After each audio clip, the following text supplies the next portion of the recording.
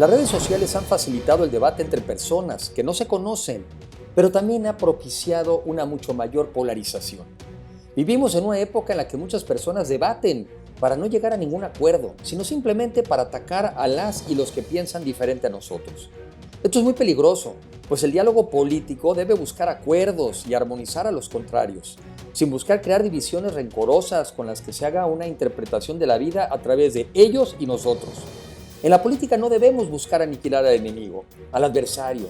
Esto nos ha costado mucho como humanidad a lo largo de los años. México tiene futuro y su futuro está en tus manos. La mejor manera de predecir el futuro es crearlo. Los avances científicos y tecnológicos han hecho que cambie nuestro estilo de vida, la forma de trabajar e incluso en la que nos relacionamos. La capacidad de educarnos a través de Internet, de transportarnos en vehículos autónomos, de modificar el genoma humano para evitar enfermedades, así como el uso intensivo de las energías renovables y de la inteligencia artificial, nos permitirán alcanzar mejores niveles de vida. ¿Pero seremos capaces de incorporar a todos o generaremos sociedades más polarizadas? De esto se trata Ahora Futuro, México y el mundo.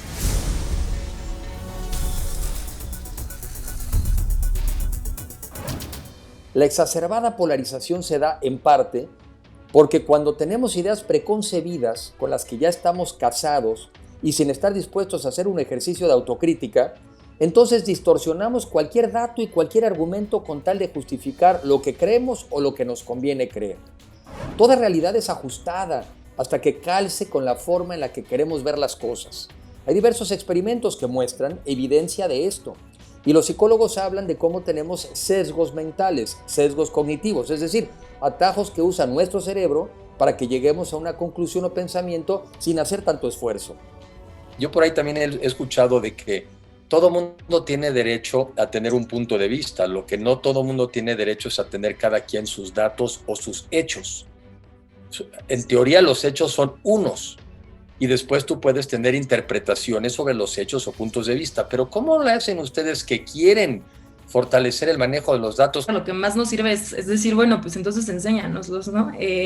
Nos ha pasado mucho nosotros, por ejemplo, el año pasado con toda esta pandemia hubo muchas notas acerca de, bueno, y el propio gobierno publicó algunas postales diciendo, es que ya bajaron los delitos, ¿no? Y algunas cosas como, o sea, como el robo transeúnte, por ejemplo, ¿no? Que es como, bueno, pues si todo el mundo está en cuarentena, pues es muy probable que baje el robo transeúnte. Ya no robo en la calle, ¿no? Pero a veces robo en la casa. Necesariamente. Claro, eso no implica que la gente, que el gobierno esté haciendo muy bien su trabajo, ¿no? Solo pues eso está sucediendo, ¿no? Entonces creo que lo que nos ha servido justo es contrastar, ¿no? Sacábamos y mostrábamos gráficas y decíamos, a ver, o sea, si bajó, nada más estos meses en los que la gente estuvo encerrada, volvió a subir, entonces, pues, ¿cómo lo explicas, no? Y justo creo que como dice Oscar, ¿no? Lo que hacemos es decir, bueno, si tienen otros datos, muéstrenoslos, ¿no? Ahora, estamos en un mundo también posverdad. Ahí va otra reflexión y también ustedes qué piensan. En teoría los datos son para permitirnos, creo yo, entre otras cosas, conocer la realidad. Y a partir de la realidad probablemente exigir rendición de cuentas.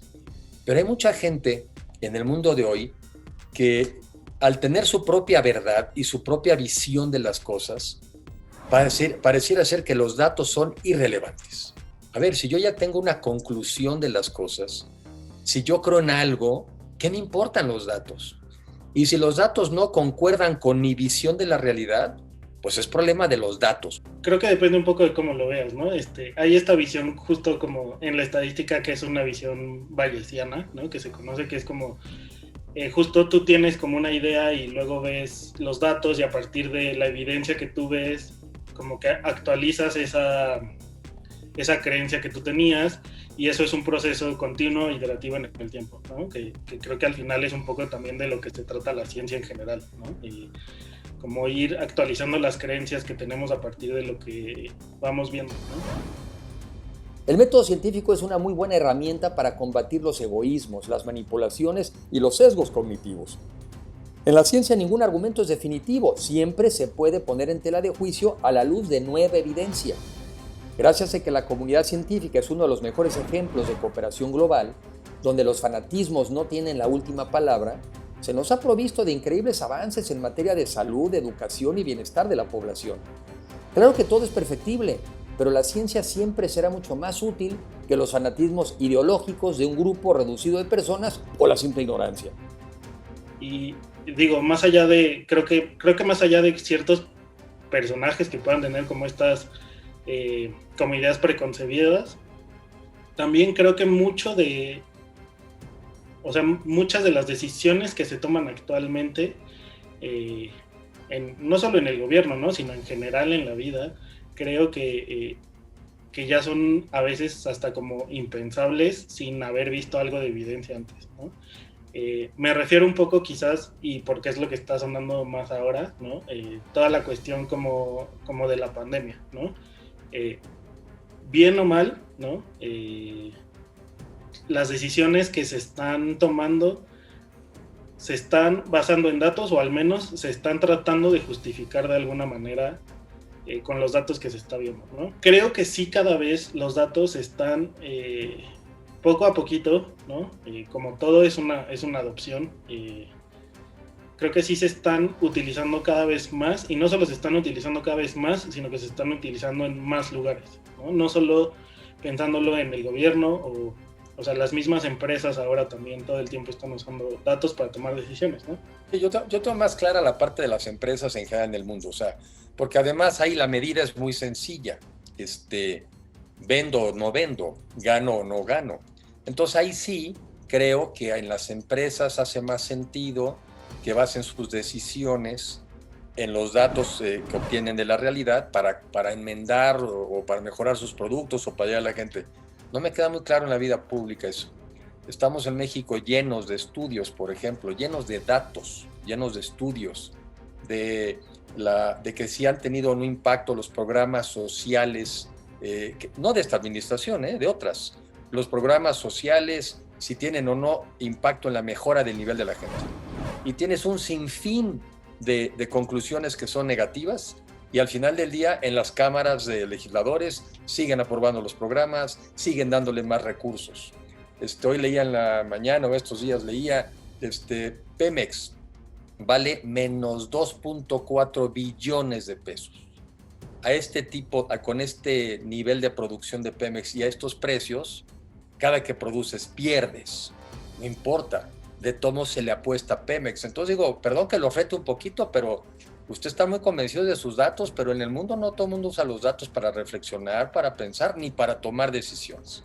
¿Qué piensan de eso? Yo sí creo que creo que sí estamos en un problema, o sea, en medio de un momento complicado en ese sentido. O sea, creo que sí, totalmente veo el punto.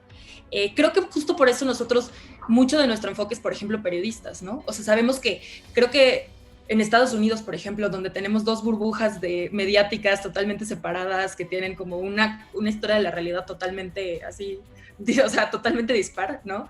Creo que eso tiene muchísimo que ver con los medios de comunicación, ¿no? Y con la forma en la que y como que tú te puedes encerrar en tu burbuja y ver cierto canal, y entonces ya nunca te enteras de lo que dice la otra y así, ¿no? Como esta polarización, que también tiene muchísimo que ver con redes sociales, por otro lado, ¿no? Entonces, y con cómo funcionan estos algoritmos que nos hacen como polarizarnos, ¿no? Entonces, y como no querer saber nada del otro lado, ¿no?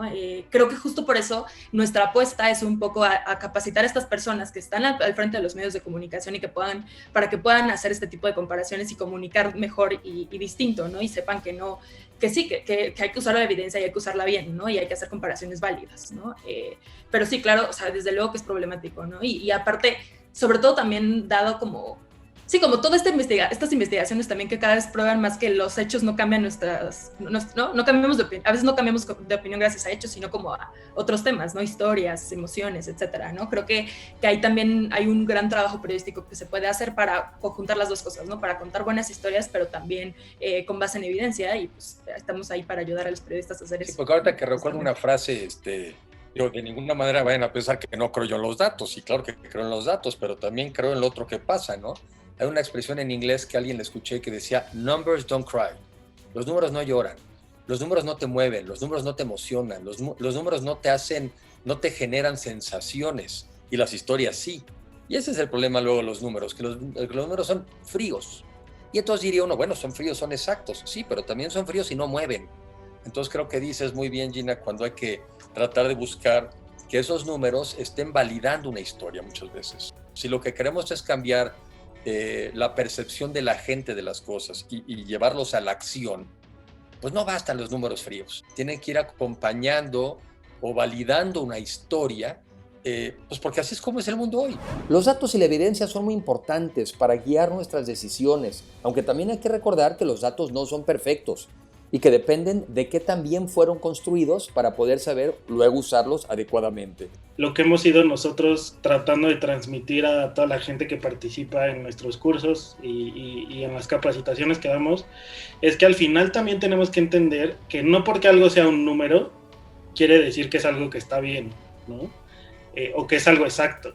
Al final de cuentas, los datos son cosas que están creadas dentro de contextos sociales, económicos, políticos, y al final esos datos también están capturados o están codificados por personas, ¿no? Entonces, siempre que hagamos cosas con datos es muy importante entender cuál fue el proceso de generación de esos datos para poder entender qué estamos midiendo y qué estamos diciendo y a qué nos estamos refiriendo. Sí, claro que creemos que es fundamental y por eso le apostamos a que más gente cada vez los pueda usar y pueda hacer este tipo de ejercicios. Y sobre todo yo creo que el periodismo también en México ha avanzado mucho y ya no está en este mundo nada más del boletín de prensa que te daban las entidades y tú pues ya lo repetías y ya hiciste tu tarea, sino realmente periodistas que se vuelven expertos en temas, muy conocedores y quizás son de los mejores usuarios de esta información para luego explicárnoslos a los demás. Y por eso yo creo que los medios de comunicación y los medios libres son uno de los elementos fundamentales en una democracia. Si deja de haber crítica,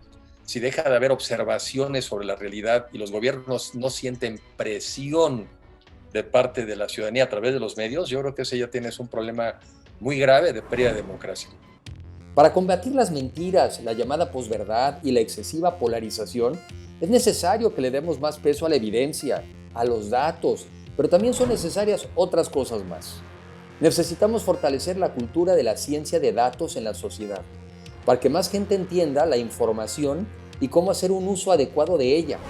Una sociedad mejor capacitada para manejar información es más difícil de engañar y manipular, además de que toma mejores decisiones. También debemos construir mayor empatía, que la gente se ponga en los zapatos de los demás y que busque ayudarlos, no simplemente atacar a los que piensan diferente. En vez de construir barreras y divisiones sociales, debemos de construir más puentes entre nosotros.